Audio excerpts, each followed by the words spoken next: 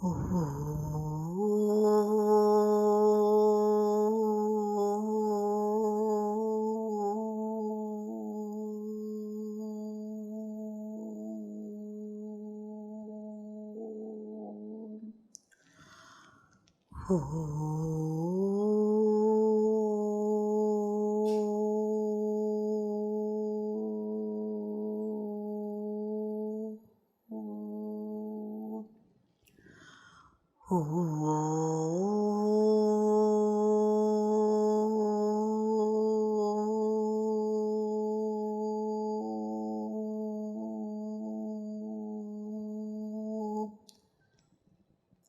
ശ്രീ ഗണേശായ നമഃ. ഓം ശ്രീ സരസ്വത്यै നമഃ. ഓം ശ്രീ ഗുരുഭ്യോ നമഃ. സദാശിവസമാരംഭാം ശങ്കരാചാര്യമധ്യമാം അസ്മദാചാര്യപര്യന്താം വന്ദേ ഗുരുപരമ്പരാം.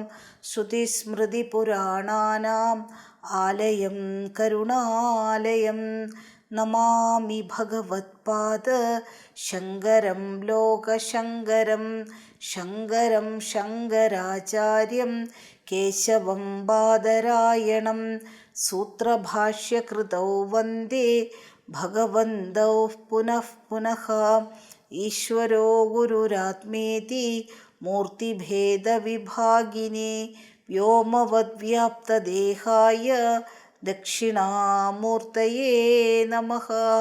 സമസ്തജനകല്യാണേ നിരതം കരുണാമയം നമാമി ചിന്മയം ദേവം സദ്ഗുരും ബ്രഹ്മവിദ്വരം.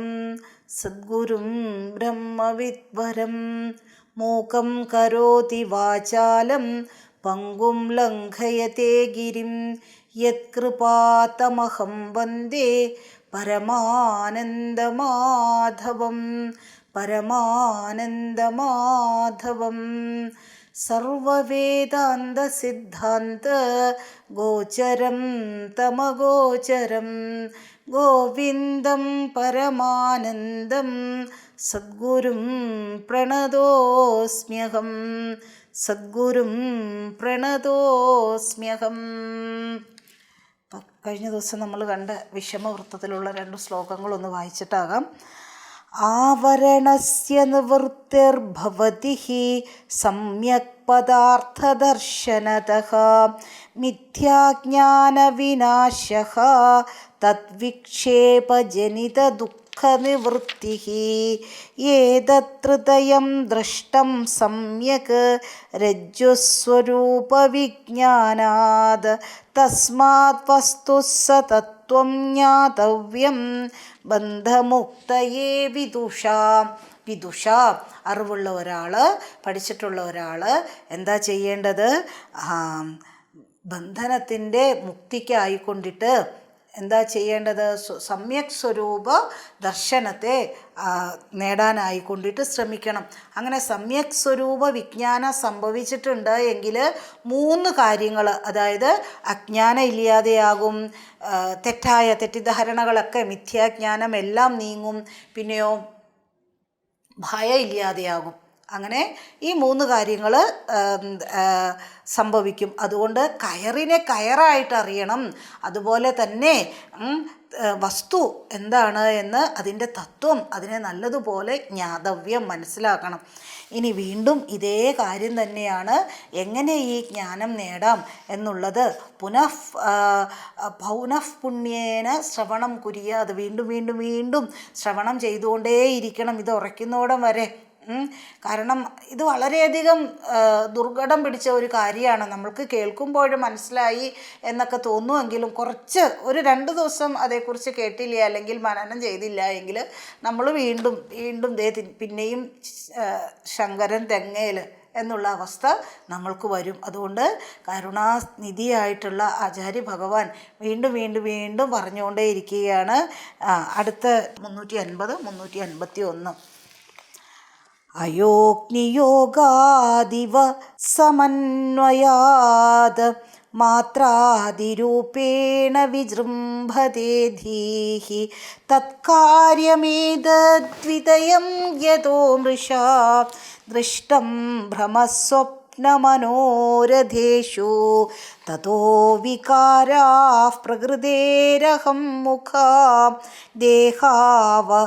ദേഹാവസാനാ വിഷയാശ്ച സർവേ ക്ഷണേന്യഥാ ഭാവിതയാ ഹ്യമീഷാ അസത്വമാത്മാ തു കദാപി നാന്യഥാ അയോഗ്നിയോഗാദിവ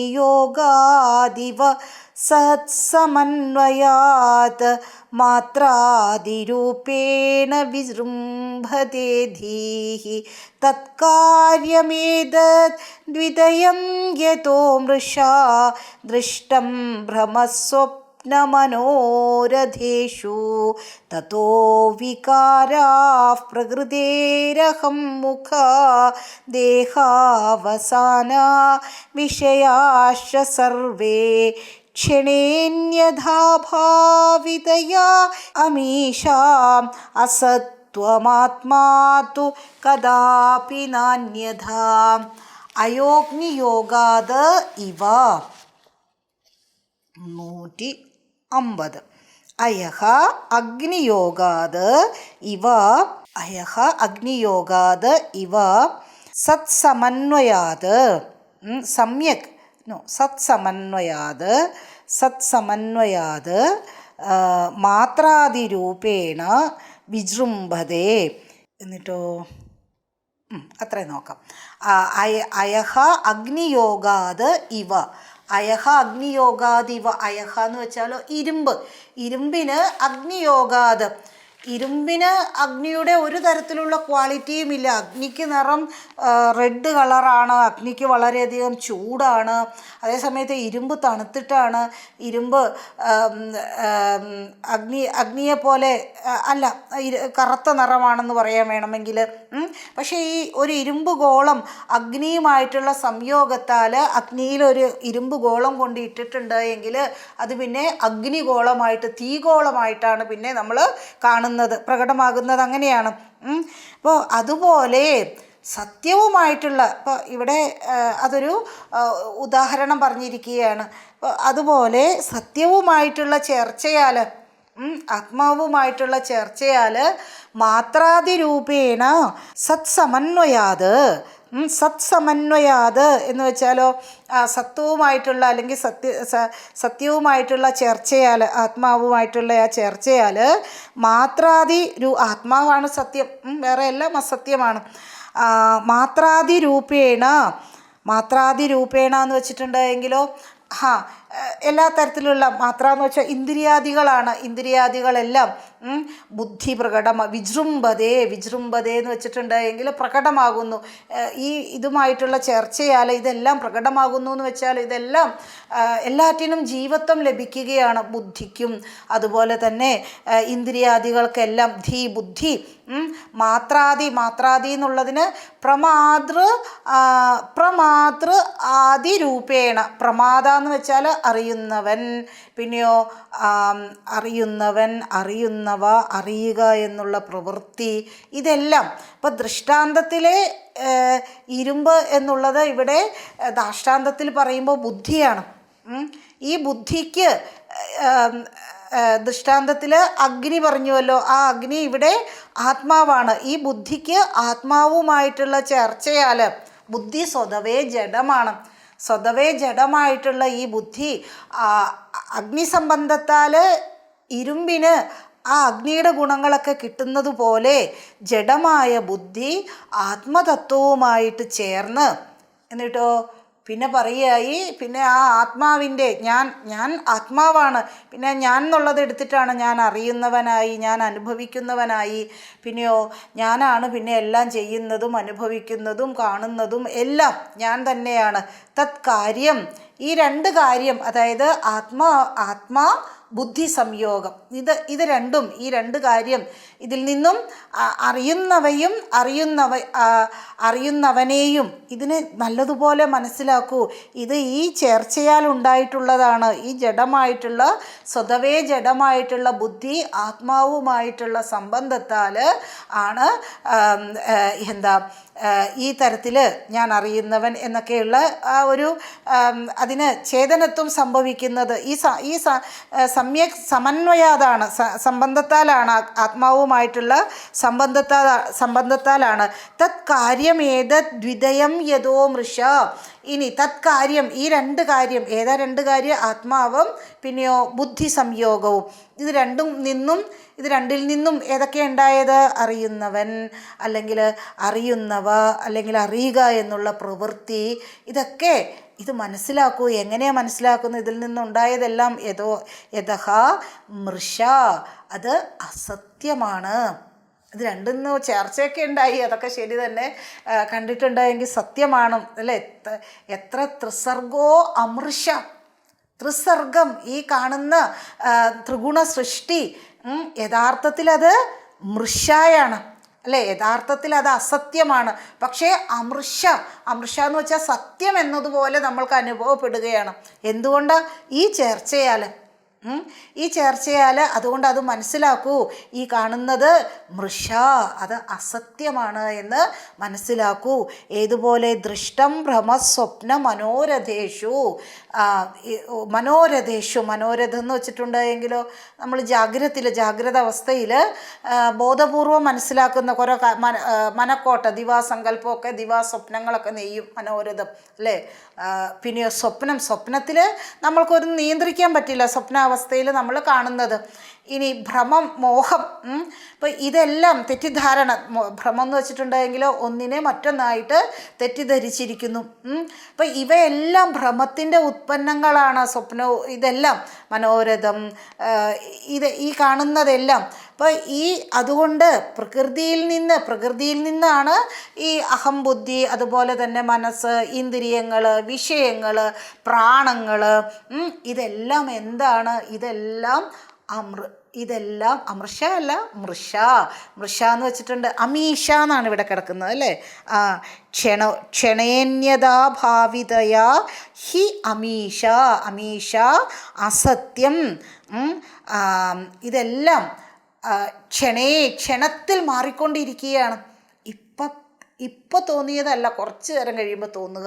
ഇപ്പോൾ കുട്ടി ഇതല്ലല്ലോ ഇച്ചിരി നേരം മുമ്പ് പറഞ്ഞതാ, അതോ എനിക്ക് അങ്ങനെയൊക്കെ ഇപ്പോൾ പറയാൻ പറ്റുള്ളൂ. അപ്പോൾ ഞാനത് പറഞ്ഞു, ഇപ്പോൾ ഞാൻ ഇപ്പോൾ വേറെ മനസ്സ് മാറുന്നു, നിരന്തരം മനസ്സ് മാറുന്നു. ശരീരമോ 2 ദിവസം പട്ടിണി കിടന്നിട്ടുണ്ടെങ്കിൽ 2 കിലോ കുറയും. ശരീരം മാറിക്കൊണ്ടിരിക്കുന്നു.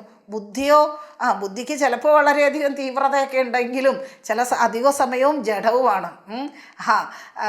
വളരെയധികം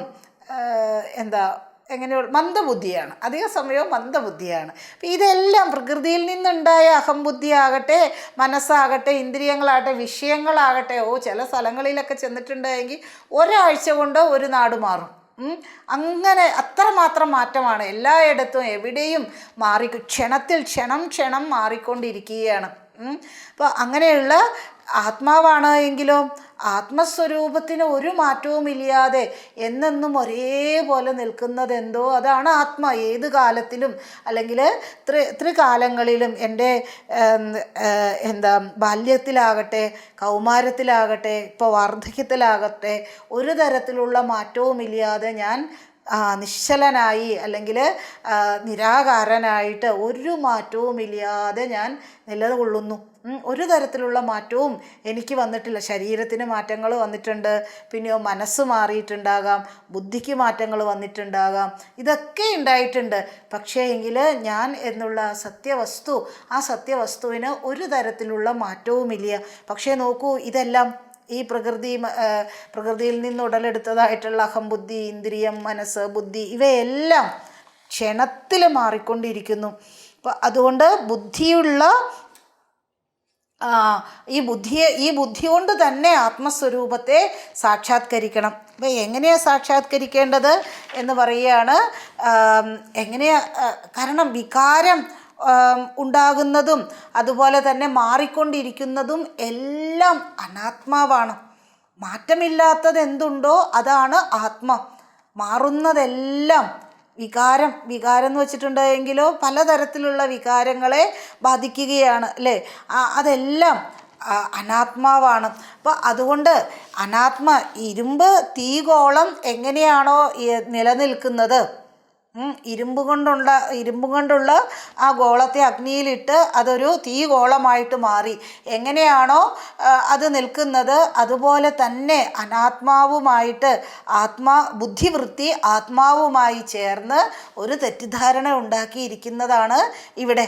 അപ്പം അത് എന്നും നിരന്തരം മാറിക്കൊണ്ടിരിക്കുന്നു. അപ്പോൾ ഈ ബുദ്ധിയും ആത്മാവുമായി കൂടിച്ചേർന്ന് അവിവേകത്താൽ ഞാൻ അറിയുന്നു, ഞാൻ ചെയ്യുന്നു, ഞാൻ അനുഭവിക്കുന്നു, ജ്ഞാത കർത്ത ഭോക്ത ഇങ്ങനെയൊക്കെയുള്ള ത്രിപുടിയുമായിട്ട് സംബന്ധിക്കുന്നു. അപ്പോൾ ആത്മാവിന് ഒരു തരത്തിലുള്ള വിക്രിയയുമില്ല, വിക്രിയ നാസ്തി, ഒരു തരത്തിലുള്ള വിക്രിയയുമില്ല, ഒരു തരത്തിലുള്ള വികാരവുമില്ല. ബുദ്ധിക്കാണെങ്കിലോ ജ്ഞാനവുമില്ല. അത് മറ്റിടത്തുനിന്ന് കടമെടുത്തതാണ് സംയോഗത്താൽ. ബുദ്ധിക്ക് ജ്ഞാനവുമില്ല. പക്ഷെ രണ്ടും കൂടി കലർന്നിട്ടാണ് ഈ തെറ്റിദ്ധാരണ ഉണ്ടായി അത് ജന്മജന്മാന്തരങ്ങളായിട്ട് തുടർന്നുകൊണ്ടേ ഇരിക്കുകയാണ്. അപ്പോൾ എന്താ വേണ്ടത്? ഇവയെ രണ്ടിനെയും വേർതിരിക്കുമാറാകണം. ഇവയെ വേർതിരിക്കാനായിട്ട് ആത്മാ അനാത്മ വിവേചനം ചെയ്യണം. അങ്ങനെ ആത്മാ അനാത്മ വിവേചനത്താൽ നിന്ന് ഉടലെടുത്ത സമ്യക് വിവേകത്താൽ ഈ തരത്തിലുള്ള സർവ്വവിധത്തിലുള്ള തെറ്റിദ്ധാരണയും മാറുന്നു. പിന്നെയോ സ്വരൂപ അവസ്ഥിതമാകാനായിട്ട് സാധിക്കുകയും ചെയ്യുന്നു. ഈ 2 ശ്ലോകങ്ങൾ ഒന്നുകൂടി വായിക്കാം. അയോഗ്നിയോഗാദിവസത്സമന്വയാത് മാത്രാദിരൂപേണ വിജൃംഭതേ ധീഃ തത്കാര്യമേതദ്വിതയം യതോ മൃഷാ ദൃഷ്ടം ഭ്രമസ്വപ്നമനോരഥേഷു തതോ വികാരാഃ പ്രകൃതേരഹം മുഖാ ദേഹാവസാനാ വിഷയാശ്ച സർവേ ക്ഷണേന്യഥാ ഭാവിതയാ ഹ്യമീഷാം അസത്വമാത്മാ തു കഥാപി നാന്യഥാ. ഒരിക്കലും ഒരു തരത്തിലുള്ള മാറ്റവും ഇല്ലാത്തതാണ് സത്യം. അപ്പോൾ ഈ സത്യം, ഈ ആത്മാ എന്നുള്ളത് ആ ബുദ്ധിയിൽ നിന്നുമൊക്കെ വ്യത്യസ്തമാണ്. ആത്മാ ഒരിക്കലും ജഡമായിട്ടുള്ള ബുദ്ധിയാകില്ല. അപ്പം അതുകൊണ്ട് ഈ മാറ്റങ്ങളെയും മനസ്സിലാക്കുന്നു അല്ലേ. ഏതിലാണോ ഈ സർവ്വവിധത്തിലുള്ള മാറ്റങ്ങൾ സംഭവിക്കുന്നത് ആ അധിഷ്ഠാന വസ്തുവാണ് ഞാൻ എന്നുള്ള കാര്യം. മാത്രമല്ല ആത്മാവിൻ്റെ സ്വരൂപം, ആ സ്വരൂപം ഒരു കാലത്തും ഒരു തരത്തിലുള്ള ഒരു മാറ്റവും ഇല്ലാതെ നിരന്തരം സത്യജ്ഞാന അനന്ത സ്വരൂപത്തോടു കൂടി അല്ലെങ്കിൽ ആ ഒരു സ്വരൂപത്താൽ നിരന്തരം പ്രകാശിച്ചുകൊണ്ടിരിക്കുന്നു. അതിനെ ആർക്കും ഒരു തരത്തിലുള്ള മാറ്റത്തിനോ വികാരത്തിനോ ഒന്നും വിധേയമാക്കാനായിക്കൊണ്ടിട്ടും സാധിക്കില്ല. ഇമ്മ്യൂട്ടബിൾ ആണത് അല്ലേ, ഒരു തരത്തിലുള്ള മാറ്റവുമില്ലാത്ത ആ തത്വം. ഇനി അടുത്ത ശ്ലോകം 2 ശ്ലോകങ്ങളും കൊണ്ട് നോക്കാം. നിത്യാദ്വയാഖണ്ഡ ചിദേകരൂപഃ ബുദ്ധ്യാദിസാക്ഷി സദസദ്വിലക്ഷണഃ അഹം പദപ്രത്യയ ലക്ഷിതാർത്ഥഃ പ്രത്യക്സദാനന്ദ ഘനഃ പരാത്മാ ഇത്തം വിപശ്ചിത് സദസദ്വിഭജ്യ നിശ്ചിത്യ തത്വം നിജബോധദൃഷ്ട്യാ ജ്ഞാത്വാ സ്വമാത്മാനമഖണ്ഡബോധം തേഭ്യോ വിമുക്തഃ സ്വയമേവ ശാമ്യതി. നിത്യാദ്വയാഖണ്ഡചിദേകരൂപഃ ബുദ്ധ്യാദിസാക്ഷി സദസദ്വിലക്ഷണഃ അഹം പദപ്രത്യയലക്ഷിതാർത്ഥഃ പ്രത്യക്സദാനന്ദഘനഃ പരാത്മാ ഇത്തം വിപശ്ചിത് സദസദ്വിഭജ്യ നിശ്ചിത്യ തത്വം നിജബോധദൃഷ്ട്യാ ജ്ഞാത്വാ സ്വമാത്മാനം അഖണ്ഡബോധം തേഭ്യോ വിമുക്ത സ്വയമേവ ശാമ്യതി. അപ്പോൾ പരമാത്മ സ്വരൂപം സാക്ഷാത്കരിക്കണമെന്ന് പറഞ്ഞു. എന്താ ഈ പരമാത്മസ്വരൂപം? പരമാത്മാവിൻ്റെ സ്വരൂപ നിർണയം പറഞ്ഞിരിക്കുകയാണ് ഇവിടെ. നിത്യമാണത്. നിത്യം എന്ന് വച്ചിട്ടുണ്ടായെങ്കിലോ ഒരു തരത്തിലുള്ള ആദിയില്ല, അതുകൊണ്ട് തന്നെ അന്തവുമില്ല. ആദി ഉണ്ടാകാം, മായയൊക്കെ അനാദിയാണെന്നാണ് പറയുക അല്ലേ. ആദിയില്ല, അനാദിയാണ് മായ, പക്ഷേ അതിന് അന്തമുണ്ട്. ഇവിടെ അനാദിയാണ്, അതുപോലെ തന്നെ അന്തവുമില്ല. അങ്ങനെയുള്ള നിത്യവസ്തു, എന്നും നിലനിൽക്കുന്നതായിട്ടുള്ള ഒരു തരത്തിലും നമുക്കതിനെ വിഭജിക്കാനായിട്ടൊന്നും സാധിക്കില്ല. വിഭജിക്കാമായിരുന്നുവെങ്കിൽ അതിനെ അവസാനിപ്പിക്കാൻ സാധിക്കുമായിരുന്നു. അപ്പം നിത്യവസ്തുവാണത്. പിന്നെയോ നിത്യം അദ്വയം, രണ്ടെന്നുള്ള കാര്യമില്ല, ഒന്നാണത്. രണ്ടെന്ന ഒന്ന് പറയാൻ പറ്റില്ല. ഒന്നാണ്, ഏകസ്വരൂപമായിട്ടുള്ള അദ്വയമായിട്ടുള്ള, ദ്വയം ഇല്ല, ദ്വൈതമില്ല, അതിൽ അദ്വയമാണത്. പിന്നെയോ അഖണ്ഡമാണത്. അഖണ്ഡം എന്ന് വെച്ചിട്ടുണ്ടെങ്കിലോ മണ്ഡനം ഒന്നും ചെയ്യാനായിട്ട് സാധിക്കില്ല.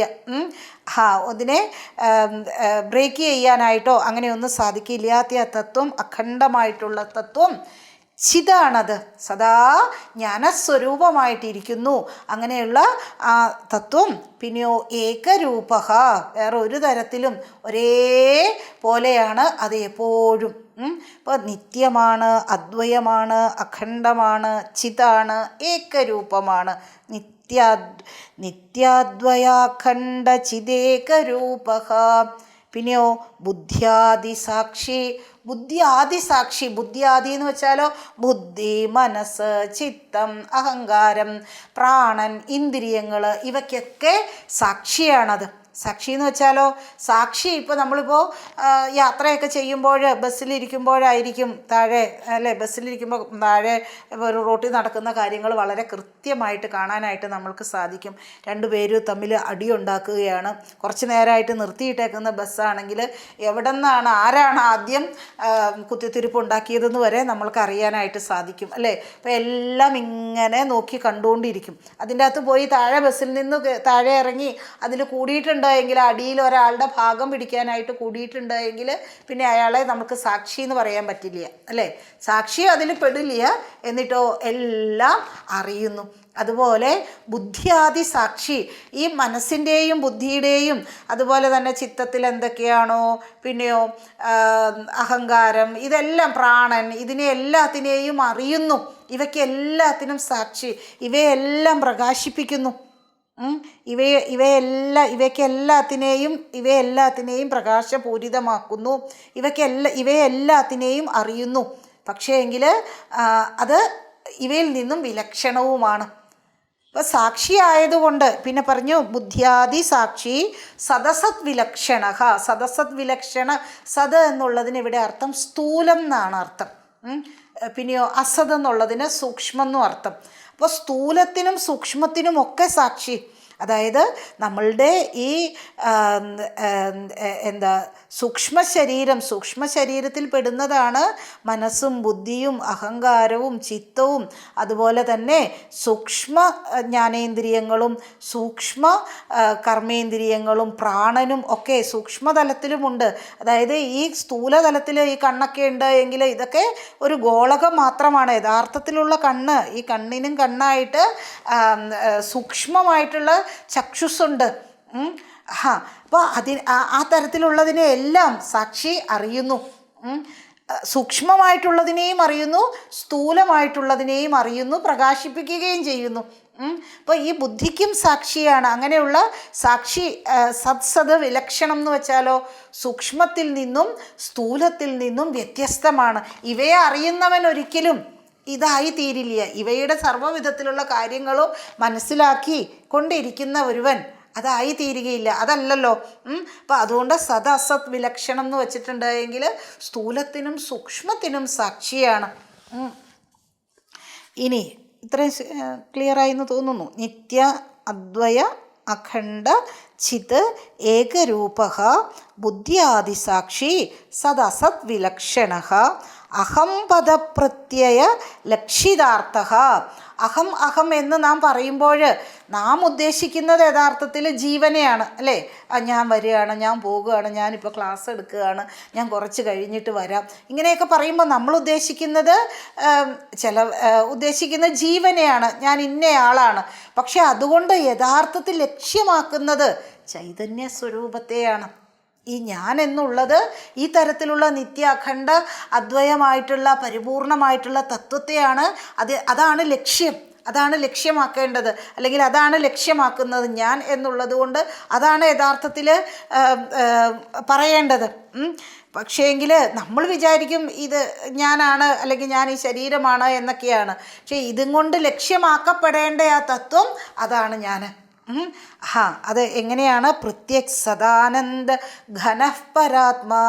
അത് പ്രത്യക്, അതായത് എൻ്റെ ഇന്നർ കോറാണത്. എൻ്റെ ഉള്ളിൽ ഏറ്റവും അന്തരാത്മാവായിട്ടിരിക്കുന്ന സദാനന്ദ ഘന, ആനന്ദ ഘനം പറയില്ലേ, ഗുരുവായൂരപ്പനെയൊക്കെ നമ്മൾ പറയില്ലേ ആനന്ദ സച്ചിദാനന്ദ കട്ടയാണെന്ന് പറയില്ലേ, അതുപോലെ അത് തന്നെയാണ് ഗുരുവായൂരപ്പൻ്റെ അത് തന്നെയാണ് എൻ്റെ സ്വരൂപവും, അത് തന്നെയാണ് ഞാനും.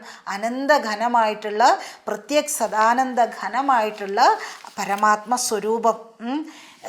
ഇനി ഒന്നുകൂടി ഇത് വായിക്കാം. നിത്യാദ്വയാഖണ്ഡ ചിദേകരൂപഃ ബുദ്ധ്യാദിസാക്ഷി സദസദ്വിലക്ഷണഃ അഹം പദപ്രത്യയലക്ഷിതാർത്ഥഃ പ്രത്യക് സദാനന്ദഘനഃ പരാത്മാ. ഇനി ഇത്തം വിപശ്ചിത് സദസദ്വിഭജ്യ നിശ്ചിത്യ തത്വം നിജബോധദൃഷ്ട്യാ ജ്ഞാത്വാ സ്വമാത്മാനമഖണ്ഡബോധം തേഭ്യോ വിമുക്ത സ്വയമേവ ശാമ്യതി. ഇങ്ങനെ ഇത്തം ദസ്, ഏതുപോലെ ഇതിനു മുമ്പ് പറഞ്ഞല്ലോ, നിത്യമാണ് ആ തത്വം, അദ്വയമാണ്, അഖണ്ഡമാണ്, ചിതാണ്, ഏകരൂപമാണ്, പ്രത്യേക ആനന്ദ ഘനമാണത്, ഇങ്ങനെയൊക്കെ പറഞ്ഞുവല്ലോ. ഈ തരത്തിൽ തത്വത്തെ വിപശ്ചിത്, ബുദ്ധിമാൻ, ബുദ്ധിയുള്ളയാൾ എന്താ ചെയ്യേണ്ടത്? അസത്തിൽ നിന്നും സത്തിൽ നിന്നും വേർതിരിക്കണം. അപ്പോൾ ഇതെല്ലാം സാക്ഷി വേറെയാണ്, അടികൂടുന്നയാളല്ല സാക്ഷി അല്ലേ. അടികൂടുന്നവർ വേറെയാണ്, സാക്ഷി അതിനെയെല്ലാം കാണുന്നു എന്ന് മാത്രമേ ഉള്ളൂ. ഞാൻ ആ സാക്ഷിയാണ്, ബാക്കിയെല്ലാം അനാത്മാവാണ്. ആ അനാത്മാവിൽ നിന്ന് ആത്മാവിനെ വേർതിരിച്ചെടുക്കണം. ആത്മാ അനാത്മ വിഭജനം അത് അനുഭവമാക്കണം. അങ്ങനെ അഖണ്ഡബോധ വസ്തുവിനെ സാക്ഷാത്കരിച്ച് സ്വയമേവ ശാമ്യതി, ശാന്തമായിട്ട്, ശാന്തി സ്വരൂപമായിട്ട് ഇവിടെ കഴിഞ്ഞുകൂടാനായിട്ട് സാധിക്കും. എങ്ങനെ ചെയ്തിട്ടുണ്ട് എങ്കിൽ, ഈ വിവേചനം നടത്തിയിട്ടുണ്ട് എങ്കിൽ. ഏത് വിവേചനം? ഈ ബുദ്ധിയാദി, അല്ലെങ്കിൽ ബുദ്ധി, മനസ്സ്, ഇവയെല്ലാം, ഇന്ദ്രിയാദി, മനോബുദ്ധിയാദി, ഇതെല്ലാം ചെയ്യുന്നതെല്ലാം എൻ്റെ പ്രകാശത്താലാണ്, എൻ്റെ വെളിച്ചത്താലാണ്, അവയിൽ നിന്നും ഞാൻ വ്യത്യസ്തനാണ് എന്ന് മനസ്സിലാക്കിയാൽ എല്ലാം അടങ്ങി അല്ലേ, മനസ്സും അടങ്ങി. പിന്നെ ആർക്ക് വേണ്ടിയിട്ട്, അല്ലെങ്കിൽ എന്തിനു വേണ്ടിയിട്ട്, എന്തിൻ്റെ പുറകെ പോകും? സദാനന്ദ സ്വരൂപനാണ് ഞാൻ എന്നറിഞ്ഞു കഴിഞ്ഞിട്ടുണ്ട് എങ്കിൽ പിന്നെ എന്തെങ്കിലും കാര്യത്തിന് വേണ്ടിയിട്ട്, ഈ ലോകത്തിലെ എന്തെങ്കിലും ഒരു കാര്യം അങ്ങനെയുള്ള ഒരാളെ സംബന്ധിച്ചിടത്തോളം നേടിയെടുക്കാനുണ്ടോ? ഈ ലോകമേ തന്നെ തന്നിൽ പൊന്തി മറയുന്ന ഒരു പ്രതിഭാസമാണെന്ന് മനസ്സിലാക്കിയിരുന്നാൽ പിന്നെ ശാന്തി ഇല്ലാണ്ടിരിക്കുമോ? അപ്പം അതുകൊണ്ട് അങ്ങനെ അഖണ്ഡബോധ വസ്തുവിനെ സാക്ഷാത്കരിച്ച് ശാന്തമാകുക, ശാന്തി അനുഭവിക്കുക. ഒന്നുകൂടി വായിക്കാം. നിത്യാദ്വയാഖണ്ഡചിദേകരൂപഃ ബുദ്ധ്യാദിസാക്ഷി സദസദ്വിലക്ഷണഃ അഹം പദപ്രത്യയലക്ഷിതാർത്ഥഃ പ്രത്യക് സദാനന്ദഘനഃ പരാത്മാ. ഇത്തം വിപശ്ചിത ബുദ്ധിയുള്ളയാളാണ്. സദസത് വിഭജ്യ വേർതിരിക്കണം. എന്തിനെ? സത് അസത് എന്താണ് സത്വസ്തു എന്നും അസത് അനാത്മ എന്താണെന്നും വിഭജനം ചെയ്തിട്ട് നിശ്ചിത്യ തത്വം നിജബോധദൃഷ്ട്യ, നിശ്ചിത്യ തത്വം, ആ തത്വത്തെ നല്ലതുപോലെ നിശ്ചയിച്ച് മനസ്സിലാക്കി, അല്ലെങ്കിൽ വളരെയധികം നന്നായി മനസ്സിലാക്കിയിട്ട് നിജബോധദൃഷ്ട്യ, ആ ബോധദൃഷ്ടിയാൽ, അല്ലെങ്കിൽ എങ്ങനെയാ തത്വത്തെ മനസ്സിലാക്കുക, അതിൽ നിന്ന് ഉൾത്തിരിയുന്ന ആ ബോധത്താലാണ്, അറിവിനാലാണ്. ആ അറിവിനാൽ അതിനെ വേർതിരിച്ച് മനസ്സിലാക്കിയിട്ട് ജ്ഞാത്വാ സ്വമാത്മാനം അഖണ്ഡബോധം, താൻ അഖണ്ഡബോധമാണ്, താൻ ആത്മാവാണ്, ആത്മാവ് അഖണ്ഡബോധമാണ് എന്നിങ്ങനെ നിരന്തരം ഇത് നല്ലതുപോലെ നല്ലതുപോലെ മനസ്സിലാക്കി. എന്നിട്ടോ തേഭ്യോ വിമുക്ത, ഇത് രണ്ടിൽ നിന്നും മുക്തമായിട്ട് സ്വയമേവ ശാമ്യതി, ഇതിൽ നിന്ന് ഒക്കെ മുക്തമായി, അനാത്മാവിൽ നിന്നുമൊക്കെ മുക്തമായിട്ട് ശാന്തമായിട്ട് ഇവിടെ കഴിഞ്ഞുകൂടുക. അത്ര ചെയ്യാനുള്ളൂ ഈ ഒരു മനുഷ്യ ജീവിതം കിട്ടിയിട്ട്. ഓക്കെ, വളരെ പറഞ്ഞു കഴിഞ്ഞപ്പോൾ വളരെയധികം എളുപ്പമാണ്. പക്ഷേ ഈ ആവരണ ശക്തിയെ ഒക്കെ ഇല്ലാതാക്കുക, ഈ അജ്ഞാനം വളരെയധികം നിബിഡമായിട്ടുള്ള അജ്ഞാനത്തെ ജ്ഞാനത്തിൻ്റെ ഒരു സ്ഫുരണം മതി നശിപ്പിക്കാനായിട്ട്. അപ്പോൾ ഇത് വീണ്ടും വീണ്ടും ഒരേ ഒരു കാര്യത്തെ തന്നെയാണ്, കാരണം ഇത് മറന്നു പോകും, നമ്മളുടെ നേച്ചർ അങ്ങനെയാണ്, പെട്ടെന്ന് നമ്മളിത് മറക്കും. അപ്പോൾ അതുകൊണ്ട് ആവർത്തിച്ച് പറഞ്ഞ് ഉറപ്പിക്കുകയാണ്. ഓക്കെ, നമുക്ക് അടുത്ത ദിവസം നോക്കാം. ഓം പൂർണ്ണമദഃ പൂർണ്ണമിദം പൂർണ്ണാത് പൂർണ്ണമുദച്യതേ പൂർണ്ണസ്യ പൂർണ്ണമാദായ പൂർണ്ണമേവാവശിഷ്യത്തെ. ഓം ശാന്തി ശാന്തി ശാന്തി. ഹരി ഓം ശ്രീ ഗുരുഭ്യോ നമഃ. ഹരി ഓം.